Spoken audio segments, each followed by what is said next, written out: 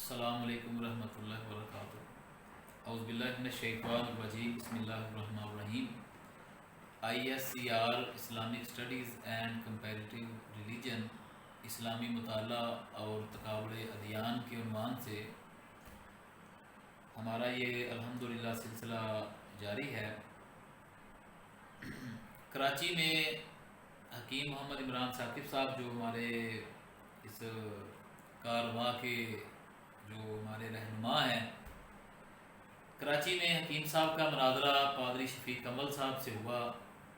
میں اس میں ان کے ساتھ معاون تھا، رسول اللہ صلی اللہ علیہ وسلم کی پشین گوئیوں کے متعلق، اور وہ اپنے اسی چینل سے ہم نے وہ مناظرہ اپلوڈ کیا، اور اس پہ مختلف سوالات جو ہے وہ آئے، کچھ کے جواب ہم نے دے دیے ہیں۔ اور ایک سائمن سنگھ ان کی طرف سے یہ ایک سوال تھا رسول اللہ صلی اللہ علیہ وسلم کے نام کے متعلق۔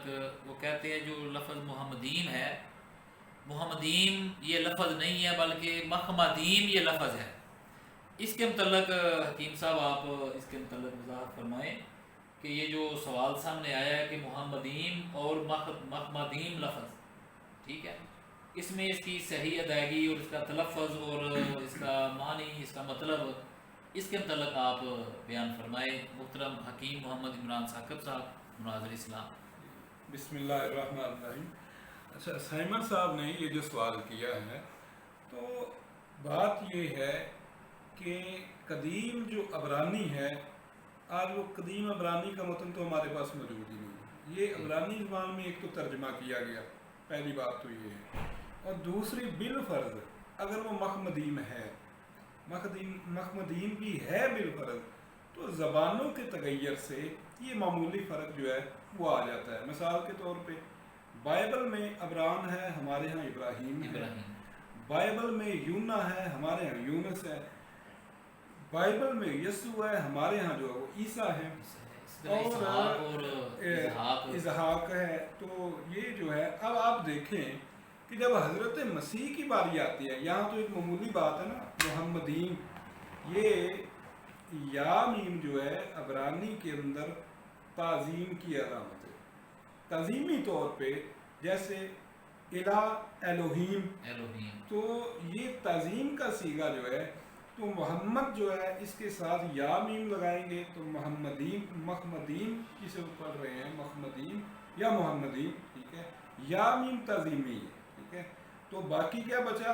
محمد یہ کئی جو ہے بولنے میں یہ تلفظ کا فرق ہے، یہ تلفظ کا فرق ہے، تلفظ کا فرق ہوتا ہے یہ معمولی، اس سے کوئی فرق نہیں پڑتا۔ مثال کے طور پہ آپ دیکھیے، بائبل کے اندر ایک انجیل بیان کر رہی ہے کہ حضرت مسیح کے آخری الفاظ تھے ایلی ایلی لما شبقتنی، اور دوسری انجیل جو ہے بیان کر رہی ہے الوہی الوہی لما شبقتنی۔ دیکھیں کتنا فرق ہے، یہ قرات کا فرق ہے۔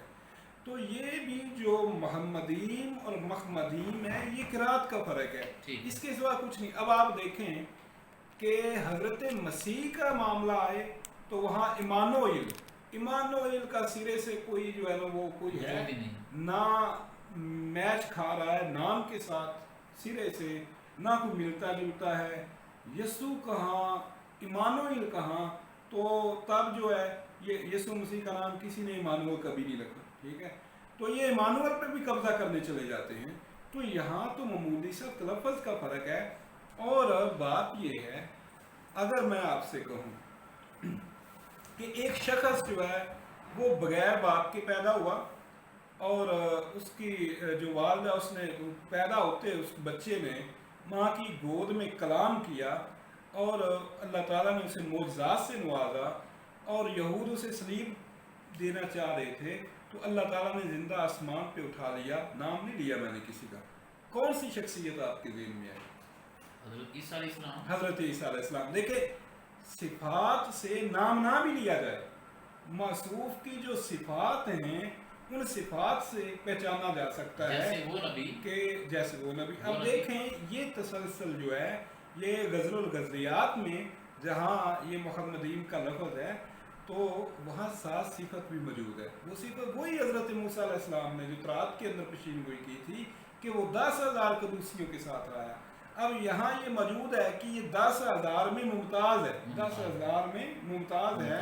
تو وہ 10,000 قدوسیوں کے ساتھ آیا، اور ساتھ صرف نام نہیں، صرف نام کی بات نہیں، 7 صفات بھی موجود ہیں. تو آپ کی صفات بھی ساتھ موجود ہے. نام نہ بھی لیں گے تو وہ صفات جو ہے وہ کسی اور میں نہیں پائی جا رہی سوائے محمد رسول اللہ صلی اللہ علیہ وسلم کے. لہٰذا نام بھی یہ تلفظ کا فرق ہے. محمد بولنے میں یہ عرب میں بھی پایا جاتا ہے. بعض جو ہے عرب کے بعض قبائل بعض علاقوں میں محمد بولا جاتا ہے، خے بولتے ہیں، گلے کے اندر سے بولتے ہیں. علاقائی ایک زبان کا فرق ہے بس. اور یہاں جو ہے 7 صفات بھی موجود ہیں، نام بھی معمولی. یہ جو قرات کا فرق ہے. باقی جو آپ نے مثال دی اس سے کافی چیز سمجھ آ جاتی ہے کہ جب ایک صفات کا ذکر کیا جائے گا، ٹھیک ہے، تو اس سے وہ شخصیت جو ہے وہ نکھر کے مزید سامنے آ جائے. بالکل سامنے آ جائے. بہت بہت شکریہ حکیم صاحب، اللہ آپ کو جزائے خیر عطا فرمائے. السلام علیکم ورحمۃ اللہ.